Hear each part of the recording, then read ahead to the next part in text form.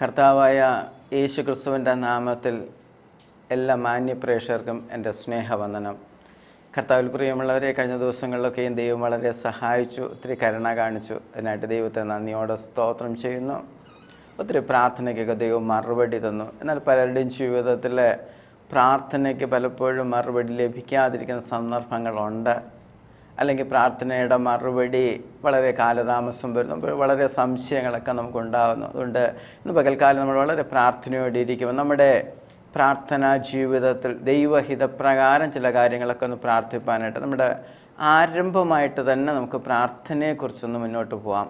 ദൈവം എങ്ങനെയാണ് ദൈവം നമ്മളെക്കുറിച്ച് ആഗ്രഹിക്കുന്നത്, നമുക്ക് എങ്ങനെ ഈ പ്രാർത്ഥന അനേകം അനുഭവിക്കുന്ന വിഷമങ്ങളിലും വേദനകളിലും ഒക്കെ ഒരു വിടുതൽ നമുക്ക് ആവശ്യമുണ്ടല്ലോ. അനേകം അങ്ങനെ ഭാരപ്പെടുന്ന ഒത്തിരി വ്യക്തി ജീവിതങ്ങളുണ്ട്. അവരെ ഓർത്ത് ഞാൻ ദൈവത്തെ സ്തുതിക്കും. അവർക്കൊക്കെ ഒരു അനുഗ്രഹമായിട്ട് മാറട്ടെ. ഇന്ന് പകൽക്കാലം ചിന്തയ്ക്കായിട്ട് നമുക്ക് മത്തായിയുടെ സുവിശേഷം 21-ാം അധ്യായം അതിൻ്റെ 18 തൊട്ട് 22 വരെയുള്ള വാക്യങ്ങൾ നമുക്ക് വായിച്ച് കർത്താവിൽ ശരണപ്പെടാം. അവിടെ ഇങ്ങനെ വായിക്കുന്നു: രാവിലെ അവൻ നഗരത്തിലേക്ക് മടങ്ങിപ്പോകുന്ന സമയം വിശന്നിട്ട് വഴിയരികെ ഒരു അത്തിവൃക്ഷം കണ്ട് അടുക്ക ചെന്നു. അതിൽ ഇലയല്ലാതെ ഒന്നും കാണായാൽ എന്ത് ചെയ്തു? ഇനി നിന്നിൽ ഒരു നാളും ഫലം ഉണ്ടാകാതെ പോകട്ടെ എന്ന് അവനോട് പറഞ്ഞു. ക്ഷണത്തിൽ അത്തി ഉണങ്ങിപ്പോയി. ശിഷ്യന്മാർ അത് കണ്ടാറെ അത്തി ഇത്ര ക്ഷണത്തിൽ ഉണങ്ങിപ്പോയത് എങ്ങനെ എന്ന് പറഞ്ഞ് ആശ്ചര്യപ്പെട്ടു. അതിന് യേശു, നിങ്ങൾ സംശയിക്കാതെ വിശ്വാസം ഉള്ളവരായാൽ ഈ അത്തിയോട് ചെയ്തത് നിങ്ങളും ചെയ്യും എന്ന് മാത്രമല്ല, ഈ മലയോട് നീങ്ങി കടലിൽ ചാടിപ്പോക എന്ന് പറഞ്ഞാൽ അതും സംഭവിക്കും എന്ന് ഞാൻ സത്യമായിട്ട് നിങ്ങളോട് പറയുന്നു. നിങ്ങൾ വിശ്വസിച്ചുകൊണ്ട് പ്രാർത്ഥനയിൽ എന്തു യാചിച്ചാലും നിങ്ങൾക്ക് ലഭിക്കും എന്ന് ഉത്തരം പറഞ്ഞു. എന്നെ കേൾക്കുന്ന പ്രിയമുള്ളവരെ, നമ്മൾ വിശ്വസിച്ചുകൊണ്ട് പ്രാർത്ഥനയിൽ എന്തു യാചിച്ചാലും നിങ്ങൾക്ക് ലഭിക്കും. ഇന്ന് പകൽക്കാലം നിങ്ങളുടെയും വിശ്വാസം ഒന്ന് വർദ്ധിക്കട്ടെ. എന്തിലുള്ള വിശ്വാസം നമുക്ക് വർദ്ധിക്കേണ്ടത്? കർത്താവായ യേശു ക്രിസ്തുവിലുള്ള വിശ്വാസം. അതുകൊണ്ട് പറഞ്ഞത്, പുത്രൻ്റെ നാമത്തിൽ എന്തു ചോദിച്ചാലും സ്വർഗസ്വനായ പിതാവ് നിങ്ങൾക്കത് ചെയ്തു തരും. അപ്പോൾ യേശുവിൻ്റെ നാമത്തിലായിരിക്കണം നമ്മുടെ പ്രാർത്ഥന. ക്രിസ്തുവിലുള്ള വിശ്വാസം ഇന്ന് പകൽക്കാലം നമ്മൾ വർദ്ധിക്കട്ടെ. അതുകൊണ്ട് അപ്പോസ്തലന്മാർ വരെ പറഞ്ഞത്, കർത്താവെ ഞങ്ങളുടെ വിശ്വാസം വർദ്ധിപ്പിച്ചു തരണമേ. അങ്ങനെയാണെങ്കിൽ പ്രിയമുള്ളവരെ, നിങ്ങളുടെ എൻ്റെയും വിശ്വാസം എന്തും അധികമായിട്ട് വർദ്ധിക്കേണ്ടത് ആവശ്യമാണ്. ഇവിടെ നമ്മൾ വായിച്ച വേദഭാഗത്തിൽ 2 കാര്യങ്ങൾ അതിനെ പ്രധാനമായിട്ട് കാണാൻ കഴിയുന്നു. ഒന്ന്, കർത്താവ് അന്വേഷിക്കുകയാണ്. തനിക്ക് വിശന്നപ്പോൾ അന്വേഷിക്കുക, അതിനകത്ത് എന്തെങ്കിലും ഫലം ഉണ്ടാകുമോ എന്ന് കരുതിയിട്ട്. കാരണം ഫലമില്ല. കാരണം അത്തിയുടെ അടുത്ത് വന്നു, അത്തിയുടെ ഇലയല്ലാതെ അതിലൊന്നും കാണുകയാൽ ഇനി നിന്നിലൊരു ഫലം ഉണ്ടാകാതെ പോകട്ടെ എന്ന് അതിനെ ശപിക്കുന്ന പോലെ കർത്താവ് പറയാനിടയായി. ക്ഷണത്തിൽ അത്തി ഉണങ്ങിപ്പോയി.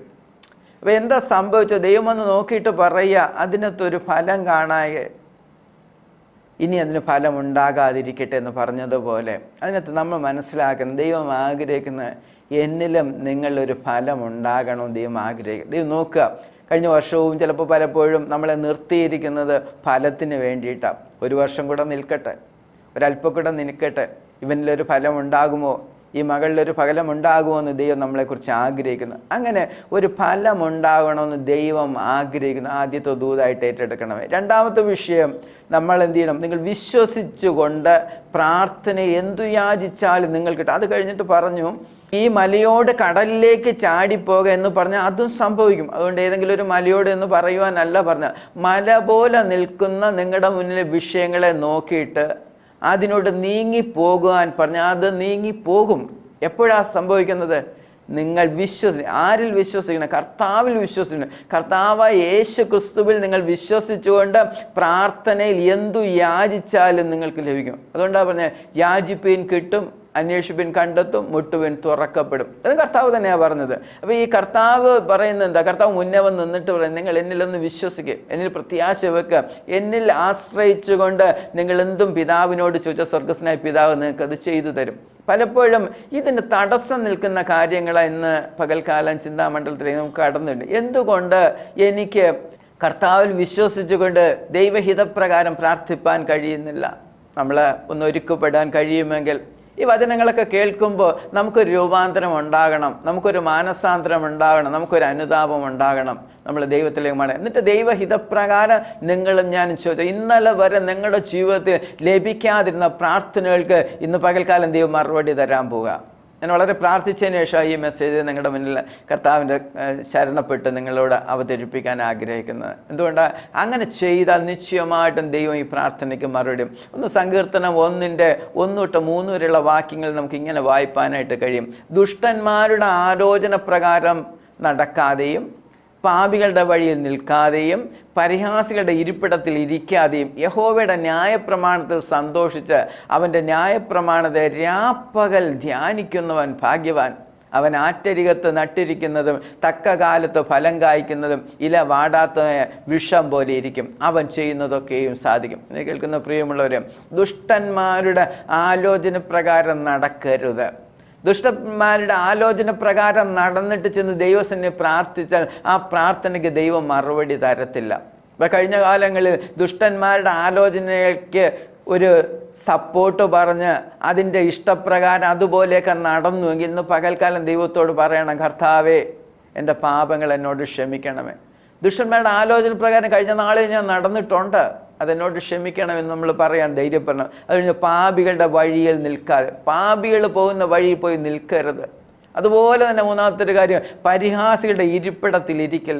പരിഹാസം പറയുന്നവരും പൊട്ടച്ചൊല്ലും കളിവാക്കുമൊക്കെ പറയുന്നവരുടെ ഇടയിൽ പോയി ഇരുന്ന് നിങ്ങളുടെ ഉള്ള കൃപ നഷ്ടപ്പെടുത്തി കളഞ്ഞിട്ട് ദൈവത്തോട് പ്രാർത്ഥിച്ചാൽ ദൈവം പ്രാർത്ഥനയ്ക്ക് മറുപടി തരുന്നത്. അപ്പോൾ 3 കാര്യങ്ങൾ ശ്രദ്ധിക്കണം. 1, ദുഷ്ടന്മാരുടെ ആലോചന പ്രകാരം നടക്കാൻ പോകരുത്.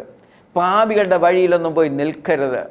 പരിഹാസികളുടെ ഇരിപ്പിടത്തിൽ ഇരിക്കാൻ പോകരുത്. ഇങ്ങനെയൊന്നും ചെയ്യാതിരുന്ന, അങ്ങനെ ചെയ്തിട്ട് നമ്മളൊന്ന് പ്രാർത്ഥിച്ചാൽ ദൈവം നമ്മുടെ പ്രാർത്ഥനയ്ക്ക് മറുപടി തരും. അത് കഴിഞ്ഞ് യഹോവയുടെ ന്യായപ്രമാണത്തിൽ സന്തോഷിക്കണം. അവൻ്റെ ന്യായപ്രമാണത്തെ രാപ്പകൽ ധ്യാനിക്കണം. അങ്ങനെ ചെയ്താൽ നീ എന്താ ഭാഗ്യവാനാ. അങ്ങനെയുള്ളവനെ കുറിച്ച് പറയുന്നു, അവൻ ആറ്റരികത്ത് നട്ടിരിക്കുന്നതും തക്ക കാലത്ത് ഫലം കായ്ക്കുന്നതും. തക്ക കാലത്ത് ഫലം കായ്ക്കണേ. കർത്താവ് നേരത്തെ നോക്കിയിട്ട് പറഞ്ഞു, ഫലമുണ്ടോ നോക്കി, ഫലമില്ല. അപ്പോൾ തക്ക സമയത്ത് ഫലം കായ്ക്കണമെങ്കിൽ ഇതൊക്കെ നമ്മൾ ചെയ്താൽ മതി. അങ്ങനെ ഇല വാടാത്തതുമായ വൃക്ഷം പോലെ ഇരിക്കും. അവൻ ചെയ്യുന്നതൊക്കെ സാധിക്കും. എല്ലാം ഫലപ്രാപ്തിയിലേക്ക് വരണം. ചെയ്യുന്നതൊക്കെ പലപ്പോഴും ഒത്തിരി അധ്വാനിച്ചു, സമ്പാദ്യങ്ങളൊന്നുമില്ല, ഒത്തിരി പ്രയത്നിച്ചു, അതിൻ്റെ ഒന്നും ഫലം കാണാൻ കഴിയും. എന്തുകൊണ്ടാണ്? പ്രിയമുള്ളവരെ, കഴിഞ്ഞ കാല ജീവിതങ്ങളിൽ നമ്മുടെ 3 കാലം നമ്മുടെ ജീവിതത്തിൽ വന്നിട്ടുണ്ട്. 1, ദുഷ്ടന്മാരുടെ ആലോചന പ്രകാരം നാം നടന്നിട്ടുണ്ട്, പാപിയുടെ വഴിയിലൊക്കെ പോയി നിന്നിട്ടുണ്ട്, പരിഹാസിയുടെ ഇരിപ്പിടത്തിൽ നിന്നും വിട്ട് കളഞ്ഞാട്ട്. ഇന്ന് പകൽക്കാലം ഈ ദൂത് കേൾക്കുമ്പോൾ ദൈവത്തോട് പറയാം, കർത്താവേ, കഴിഞ്ഞ കാലം എൻ്റെ ജീവിതത്തിൽ അതെല്ലാം എന്നോട് ക്ഷമിക്കണമേ. അതെപ്പോഴാണ് ക്ഷമിക്കാൻ കഴിയുന്നത്? സങ്കീർത്തനം 32:1-2 നമുക്കിങ്ങനെ വായിക്കാൻ കഴിയും. ലംഘനം ക്ഷമിച്ചും പാപം മറിച്ചും കിട്ടിയവൻ ഭാഗ്യവാൻ. യഹോവ അകൃത്യം കണക്കിടാതെയും ആത്മാവിൽ കപടമില്ലാതെയും ഇരിക്കുന്ന മനുഷ്യൻ. അപ്പോൾ യഹോവയാൽ ലംഘനം ക്ഷമിച്ച് കിട്ടണം, പാപം മറച്ച് കിട്ടണം. അങ്ങനെയുള്ളവൻ ഭാഗ്യവാൻ. യഹോവ നമ്മുടെ മേൽ എന്ത് ചെയ്യും? അകൃത്യം കണക്കിടരുത്. ആത്മാവിൽ കപടമില്ലാതിരിക്കുന്ന മനുഷ്യൻ ഭാഗ്യം. എപ്പോഴാണ് നമ്മുടെ പാപങ്ങൾക്ക് പരിഹാരം ലഭിച്ചത്? യേശു കർത്താവ് നമുക്ക് ഈ ഭൂമിയിൽ വന്നപ്പോൾ. അവന് വന്നാൽ എന്തിനു വേണ്ടിയിട്ടാണ് യേശു കർത്താവ് വന്നത്? നീതിമാന്മാരെ തേടിയാണോ? അല്ല മക്കളെ, കർത്താവ് വന്നത് പാപികളെ തേടി. നിങ്ങളും ഞാനും പാപികളായിരിക്കും, നമ്മളെ തേടി യേശു കർത്താവെന്ന്. യേശുവിൻ്റെ രക്തം സകല പാപവും പോക്കി നമ്മെ ശുദ്ധീകരിക്കും. യേശുവിൻ്റെ അടുത്ത് ഏറ്റു പറഞ്ഞാൽ മതി, അവൻ നമ്മുടെ പാപങ്ങളെ ക്ഷമിക്കും, നമ്മളെ ശുദ്ധീകരിച്ച് അവൻ വിശ്വസ്തനും നീതിമാനുമാണ്. ദൈവസന്നിധിയിൽ ഇന്ന് പകൽക്കാലം പാപങ്ങളെ ഏറ്റുപറയാൻ കഴിയും. അവിടെ പറയുന്ന സങ്കീർത്തനം, ലംഘനം ക്ഷമിച്ച് പാപം മറച്ച് കിട്ടിയവൻ ഭാഗ്യവാൻ. അങ്ങനെ ഒരു ഭാഗ്യത്തിൻ്റെ പദവിയിലേക്ക് വരണം. സങ്കീർത്തനം 34 13-15 വാക്യങ്ങൾ. ദോഷം ചെയ്യാതെ നിന്റെ നാവിനെയും വ്യാജം പറയാതെ നിന്റെ അധരത്തെയും കാത്തുകൊള്ളുക. ദോഷം വിട്ടകന്ന് ഗുണം ചെയ്യുക. സമാധാനം അന്വേഷിച്ച് പിന്തുടരുക. യഹോവയുടെ കണ്ണ് നീതിമാന്മാരുടെ മേലും അവൻ്റെ ചെവി അവരുടെ നിലവിളിക്കും തുറന്നിരിക്കും. ഇതേ കേൾക്കുന്ന പ്രിയമുള്ളവരെ, പലപ്പോഴും പ്രാർത്ഥനയ്ക്ക് മറുപടി കിട്ടാത്തതിൻ്റെ കാരണങ്ങൾ എന്താ? ഇവിടെ പറയുന്നു, ദോഷം ചെയ്യാതെ നിന്റെ നാവിനെയും വ്യാജം പറയാതെ നിന്റെ അധരത്തെയും കാത്തുകൊള്ളണം. പലപ്പോഴും ദോഷം നിരൂപിച്ചു, ദോഷം പറഞ്ഞു, ദൈവഹിതമല്ലാത്ത അനേക വിഷയങ്ങൾ പറഞ്ഞ് നമ്മൾ പ്രാർത്ഥിക്കുന്നു, പലപ്പോഴും മറുപടി കിട്ടുന്നില്ല. പലരും ചോദിച്ചു, പ്രാർത്ഥനയ്ക്ക് എന്താ മറുപടി കിട്ടാത്തത്? എന്നെ കേൾക്കുന്ന പ്രിയമുള്ളവരെ, പകൽക്കാലം ഒരു മാനസാന്തരത്തിൻ്റെ ഒരു പകൽക്കാലമായിട്ട് മാറട്ടെ. ദൈവം നമ്മുടെ സന്നിധിയിൽ പാപങ്ങളെ നമ്മളൊന്ന് ഏറ്റു പറയാൻ പഠിക്കണം. ഇന്നോട്ടൊരു തീരുമാനമെടുക്കണം, ഞാൻ ദോഷം ചെയ്യാൻ എൻ്റെ നാവിനെ അനുവദിക്കൽ. വ്യാജം പറയരുത്. എൻ്റെ അധരം കൊണ്ട് നീ വ്യാജം പറയരുത്. ദോഷം വിട്ടകന്നിട്ട് എന്ത് ചെയ്യണം? ഗുണം ചെയ്യുക. സമാധാനം അന്വേഷിക്കുക. എന്നിട്ട് അതിനെ ഒന്ന് പിന്തുടര്. യഹോവയുടെ കണ്ണ് എവിടെയാണ് കാണുന്നത്? നീതിമാന്മാരുടെ മേലും അവൻ്റെ ചെവി അവരുടെ നിലവിളിക്കുന്നു. അപ്പം നീ പ്രാർത്ഥിക്കാനിരിക്കുന്നതിന് മുമ്പേ നിനക്കെന്താ വേണ്ടെന്ന് അറിയുന്നൊരു ദൈവം എപ്പോഴാണ് വരുന്നത്? നീ ദോഷം ചെയ്യാതെ നിന്റെ നാവിനെയും വ്യാജം പറയാതെ നിന്റെ അതിർത്തെ നീ കാത്തുകൊള്ളുമ്പോൾ, നീ ദോഷം വിട്ടകന്ന് ഗുണം ചെയ്യുമ്പോൾ, നീ സമാധാനം അന്വേഷിച്ച് പിന്തുടരുന്നത് സംഭവിക്കും. പലപ്പോഴും സമാധാനം ആചരിക്കുന്നില്ലല്ലോ. കുടുംബത്തിൽ സമാധാനം കൊടുക്കുന്നുണ്ടോ? സഭയ്ക്കകത്ത് സമാധാനം കൊടുക്കുന്നുണ്ടോ? പലയിടത്തും സമാധാനം കൊടുക്കാതെ നമുക്ക് എങ്ങനെയാണ് നമ്മുടെ പ്രാർത്ഥന? നമ്മൾ ദൈവസന്നിധി ഒത്തിരി കരഞ്ഞതുകൊണ്ടോ, നമ്മൾ ഒത്തിരി സന്നിധിയിൽ അഭിനയിച്ചത് കൊണ്ടോ ദൈവം നമ്മുടെ പ്രാർത്ഥനയ്ക്ക് മറുപടി തരത്തില്ല. എന്നെ കേൾക്കുന്ന പ്രിയമുള്ളവരെ, ദൈവസന്നിധിയിൽ നിഷ്കളങ്കനായിട്ട് നടപ്പാൻ നമുക്ക് കഴിയുമോ? എന്നെ കേൾക്കുന്ന പ്രിയമുള്ളവരെ, ദോഷം ചെയ്യാതെ നിന്റെ നാവിനെയും വ്യാജം പറയാതെ നിന്റെ അധരത്തെ ഒന്ന് കാത്തുകൊള്ളു. ഇന്നലെ വരെ സംഭവിച്ചുവെങ്കിൽ ദൈവത്തോട് പറ, കർത്താവേ എൻ്റെ ദൈവത്തെ കുറവൊന്നും എന്നോട് ക്ഷമിക്കണേ. കർത്താവ് ക്ഷമിക്കുന്ന ഒരു യേശുപ്പൻ്റെ അടുത്താണ് നമ്മൾ നിൽക്കുന്നത്. ഈ മെസ്സേജൊക്കെ കേൾക്കുമ്പോൾ എന്നെ നിങ്ങൾ രൂപാന്തരം ഒരു മടങ്ങി പോവുക, ഒരു യഥാസ്ഥാനത്തിലേക്ക്, ഒരു ആദ്യ അനുഭവത്തിലേക്ക് ഒന്ന് മടങ്ങി വരാനായിട്ട് നമുക്ക് കഴിയും. യേശുവിൻ്റെ അടുത്ത് ദൈവം നിശ്ചയമായിട്ട് നമ്മളെ അങ്ങനെ ചെയ്യും. അത് കഴിഞ്ഞ സദൃശ്യവാക്യങ്ങൾ അതിൻ്റെ 28-ന്റെ 13-14 വാക്യങ്ങളൊക്കെ വായിക്കണം. തൻ്റെ ലംഘനങ്ങളെ മറയ്ക്കുന്നവന് ശുഭം വരികയില്ല. അവയെ ഏറ്റുപറഞ്ഞ് ഉപേക്ഷിക്കുന്നവനോ കരുണ ലഭിക്കും. എപ്പോഴും ഭയത്തോടിരിക്കുന്ന മനുഷ്യൻ ഭാഗ്യവാൻ. ഹൃദയത്തെ കഠിനനാക്കുന്നവനോ അനർത്ഥത്തിൽ അകപ്പെടും. ഇവിടെ പറയുന്നു, തൻ്റെ ലംഘനങ്ങളെ മറയ്ക്കുന്നവന് ശുഭം വരും.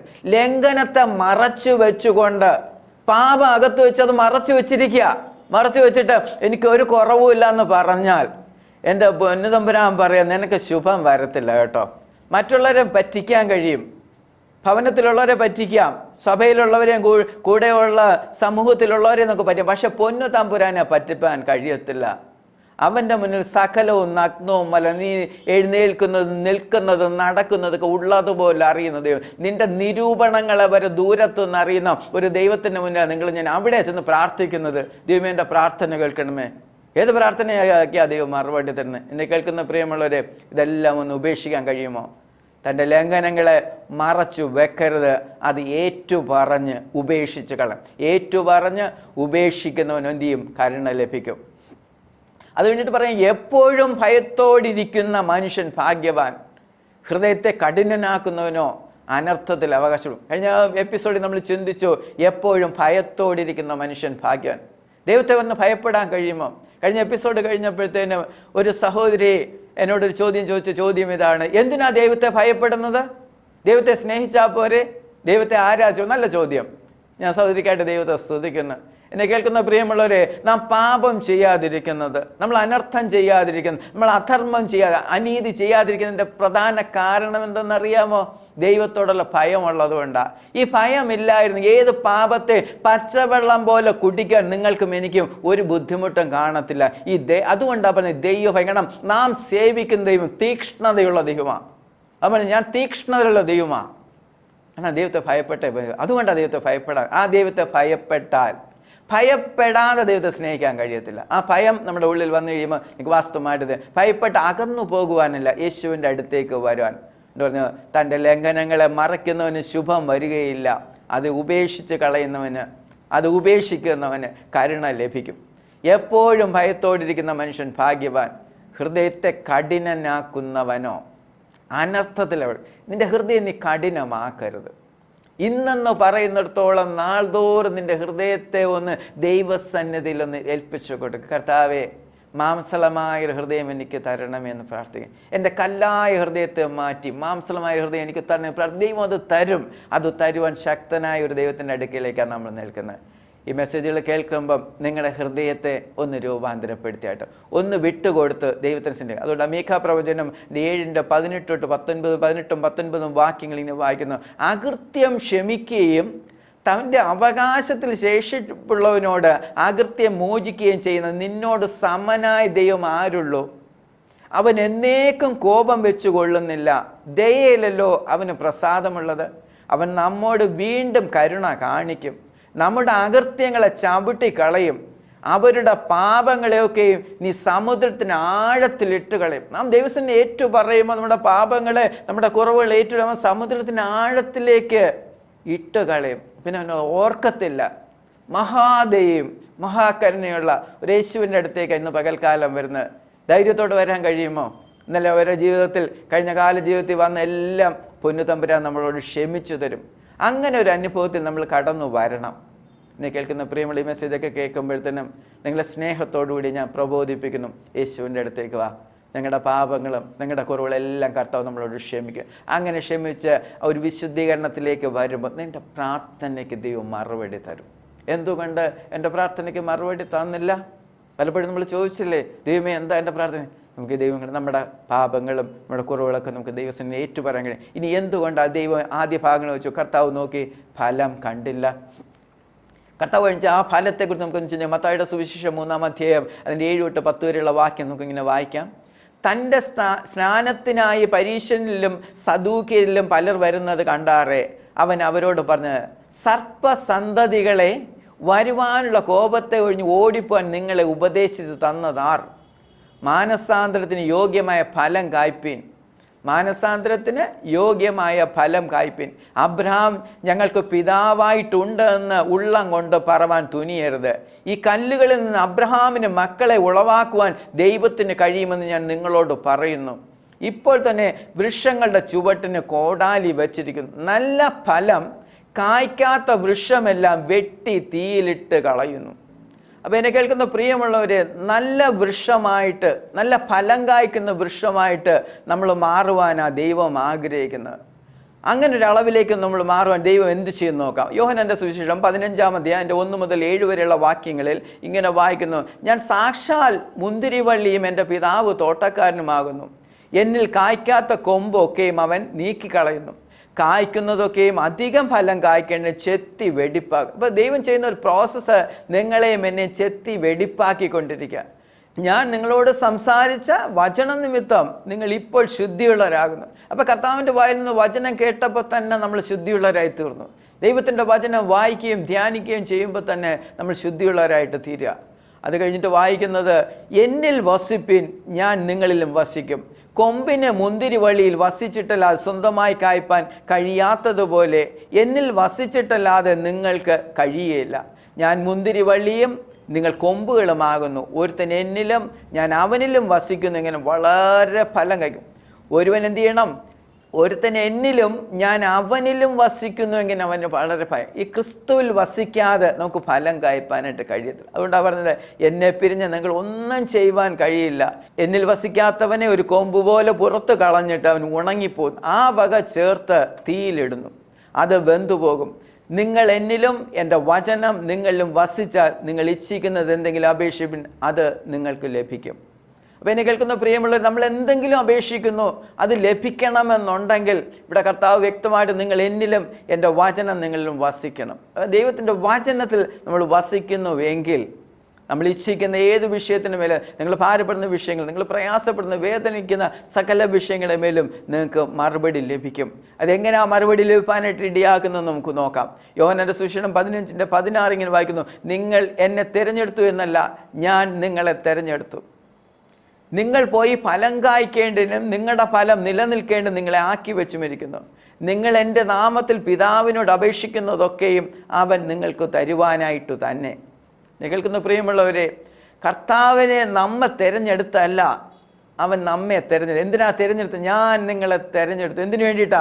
നിങ്ങൾ പോയി ഫലം കായ്ക്കേണ്ടതിനും നിങ്ങളുടെ ഫലം നിലനിൽക്കേണ്ടതിനായിട്ട് നിങ്ങളെ ആക്കി വച്ചിരിക്കുന്നു. എന്നിട്ട് പറയുക, നിങ്ങൾ എൻ്റെ നാമത്തിൽ പിതാവിനോട് അപേക്ഷിക്കുന്നതൊക്കെയും അവൻ നിങ്ങൾക്ക് തരുവാനായിട്ട്. അപ്പം പുത്രൻ്റെ നാമത്തിൽ പിതാവിനോട് എന്തപേക്ഷിച്ചാൽ ലഭിക്കുക, അത് ലഭിക്കുവാൻ തന്നെയാണ് പുത്രനെ നമുക്ക് തന്നത്.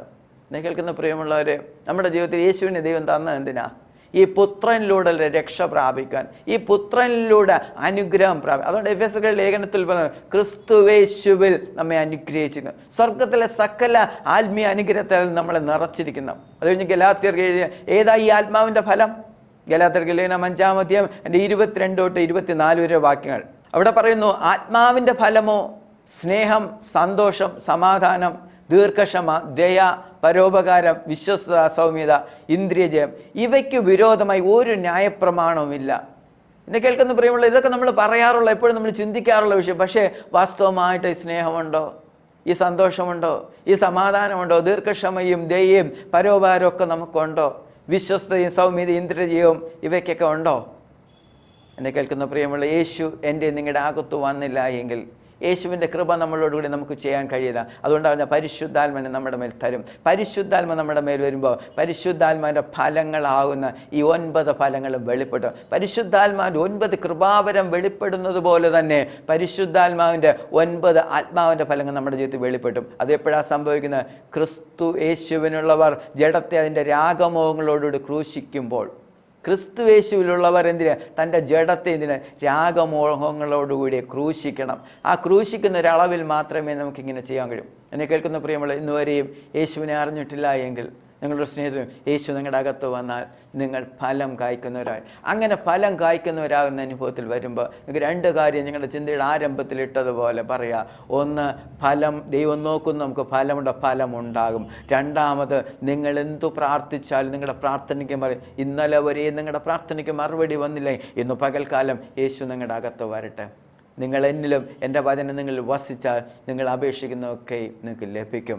പുത്രൻ്റെ നാമത്തിൽ അപേക്ഷിക്കുക. യേശുവിൻ്റെ നാമത്തിലല്ലാതെ ഒരു മറുപടിയില്ല. യേശുവിൻ്റെ നാമത്തിലല്ലാതെ ഒരു വിടുതലില്ല. യേശുവിൻ്റെ നാമത്തിലൊരു സൗഖ്യമില്ല. എന്നെ കേൾക്കുന്ന പ്രിയമുള്ളവരെ, നമുക്ക് തുടർന്ന് ഒരല്പസമയം ദൈവത്തിൽ പ്രാർത്ഥിക്കാം. ദൈവം നിങ്ങളെ സമൃദ്ധമായിട്ട് അനുഗ്രഹിക്കുമാറാട്ടെ. യേശു കർത്താവെ, നന്ദിയോടങ്ങെ വാഴ്ത്തുന്നു, സ്തുതിക്കുന്നു. ദൈവം ചെയ്ത എല്ലാ നന്മകൾക്കായിട്ട് നന്ദി. ഈ പകൽക്കാലം ദൈവത്തിൽ പ്രാർത്ഥിപ്പാൻ, ദൈവമേ സ്തുതിപ്പാനും ആരാധിപ്പാനും തന്ന കൃപയ്ക്കായി സ്തോത്രം. അല്പസമയം ദൈവത്തിൻ്റെ വചനം കർത്താവെ കേട്ടുകൊണ്ട് ഈ പ്രിയമക്കൾക്കായിട്ട് സ്തോത്രം. അങ്ങയുടെ ആത്മാവിൽ ഈ പ്രിയമക്കളെ നിറയ്ക്കണമേ കർത്താവെ. യേശുവിൻ്റെ നാമത്തിൽ സ്വർഗസ്ഥനായ പിതാവിനോട് പ്രാർത്ഥിപ്പാൻ ഇന്നു പകൽക്കാലം ഈ പ്രിയമക്കളെ ബലപ്പെടുത്തുന്ന കൃപയ്ക്കായിട്ട് സ്തുതിക്കുന്നു. അവരുടെ വേദനകളും നൊമ്പരങ്ങളുടെയും വിഷയങ്ങളുടെ നടുക്ക് നിന്നുകൊണ്ട് കർത്താവെ തങ്ങളുടെ ജീവിതത്തിൽ പാപങ്ങളെയും കുറവുകളെയും ഏറ്റുപറഞ്ഞുകൊണ്ട് പ്രാർത്ഥിപ്പാൻ അവർക്ക് കൃപ കൊടുക്കണമെന്ന് പ്രാർത്ഥിക്കുന്നു. ആഴത്തിലൊരു മാനസാന്തരം കൊടുക്കണമേ, ഒരു അനുതാപം കൊടുക്കണമെന്ന് പ്രാർത്ഥിക്കുന്നു കർത്താവെ. മാനസാന്തരത്തിന് യോഗ്യമായ ഫലം കായ്പാൻ സ്വർഗമിടയാക്കണമെന്ന് പ്രാർത്ഥിക്കുന്നു കർത്താവെ. ആത്മാവിൻ്റെ അഭിഷേകത്തിന് വേണ്ടി കൊതിക്കുന്ന വ്യക്തി ജീവിതങ്ങൾക്ക് വേണ്ടി പ്രാർത്ഥിക്കുന്നു കർത്താവെ. അവരെ ആത്മാവിൽ നിറയ്ക്കണം. ശിരസുമുള്ള കാല് വരെ ദൈവത്തിൻ്റെ പരിശുദ്ധാത്മാവിൻ്റെ അഗ്നിയാൽ അവിടെ നിറയ്ക്കണമെന്ന് പ്രാർത്ഥിക്കുന്നു പിതാവെ. രോഗത്താൽ ഭാരപ്പെടുന്ന പ്രയാസപ്പെടുന്നവർക്ക് വേണ്ടി പ്രാർത്ഥിക്കുന്നു. യേശുവിൻ്റെ ആണിപ്പെടുന്ന കരുത്തിൻ്റെ ശക്തിയാൽ അവരെ തൊട്ട് അവിടുന്ന് സൗഖ്യമാക്കണമെന്ന് യേശുവിൻ്റെ നാമത്തിൽ ഈ പകൽക്കാലം കർത്താവെ ഏത് രോഗത്താൽ ഭാരപ്പെടുന്ന ആ വ്യക്തി ജീവിതങ്ങളെ എൻ്റെ കർത്താവ് തൊട്ട് സൗഖ്യമാക്കുന്ന കൃപയ്ക്കായിട്ട് യേശുവെ നന്ദി പറയുന്നു കർത്താവെ. സാമ്പത്തിക ഞെരുക്കങ്ങളും പ്രയാസങ്ങളാൽ ബുദ്ധിമുട്ടുന്നവരുടെ മേലും കർത്താവെ വിശ്വാസത്തോടുകൂടി ഇന്ന് പകൽക്കാലം അവർക്ക് പ്രാർത്ഥിപ്പാൻ ദൈവം പ്രബോധിപ്പിച്ച കൃപയ്ക്കായിട്ട് യേശുവെ നന്ദി പറയുന്നു കർത്താവെ. യേശുവിൻ്റെ നാമത്തിൽ സ്വർഗസ്ഥനായ പിതാവിനോട് വിശ്വാസത്തോടുകൂടി ഇന്ന് പകൽക്കാലം പ്രാർത്ഥിപ്പാൻ ദൈവം കൃപ കൊടുക്കുന്നതിനായി സ്തോത്രം. നന്ദി കൊടുക്കുന്നു. എല്ലാ കർത്താവെ അപ്പോസ്തലന്മാർക്ക് വേണ്ടി പ്രാർത്ഥിക്കുന്നു. എല്ലാ പ്രവാചകന്മാർക്ക് വേണ്ടി, എല്ലാ സുവിശേഷന്മാർക്ക് വേണ്ടി, എല്ലാ ഉപദേഷ്ടാക്കന്മാർക്ക് വേണ്ടി, എല്ലാ ഇടയന്മാർക്ക് വേണ്ടി പ്രാർത്ഥിക്കുന്നു കർത്താവ്. ദൈവരാജ്യത്തിൻ്റെ കെട്ടുപണിക്ക് വേണ്ടി ഞങ്ങൾ ഒരുമനപ്പെട്ട് പ്രാർത്ഥിക്കും. പരിശുദ്ധ പിതാവെ, ഒരു വലിയ കൂട്ടം ജനം ഇന്ന് പകൽക്കാലം യേശുവിനെ അറിയാൻ മുഖാന്തരമായിട്ട് മാറട്ടെ. ഞങ്ങൾ ചേർന്ന് പിതാവിൻ്റെയും പുത്രൻ്റെയും പരിശുദ്ധാത്മാവിൻ്റെ നാമത്തിൽ ഈ പ്രിയമക്കളെ അനുഗ്രഹിച്ച് പ്രാർത്ഥിക്കുന്നു. സകല വിഷയങ്ങളുമേ യേശുവിൻ്റെ കരം ചലിച്ച കൃപയ്ക്കായി സ്തോത്രം. പ്രാർത്ഥന കേട്ടിക സ്തോത്രം. യേശുവിൻ നാമത്തിൽ തന്നെ ആമേൻ.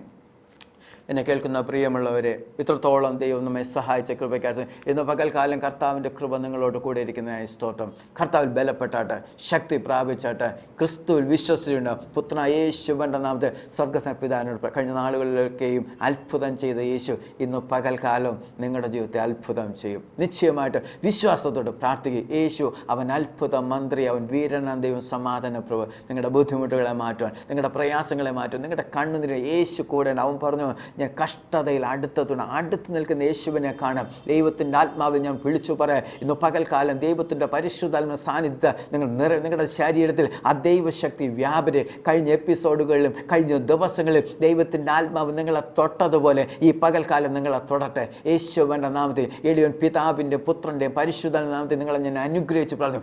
ബലപ്പെട്ടാട്ട്, ധൈര്യം. കർത്താവിൻ്റെ ദൈവ രാജ്യത്തിൽ കെട്ടുപണിയൊക്കെ വേണ്ടി നമുക്ക് ഒന്നിച്ച് പ്രാർത്ഥിക്കാം. ദൈവം സമൃദ്ധമായിട്ട് അനുഗ്രഹിക്കട്ടെ. God bless you.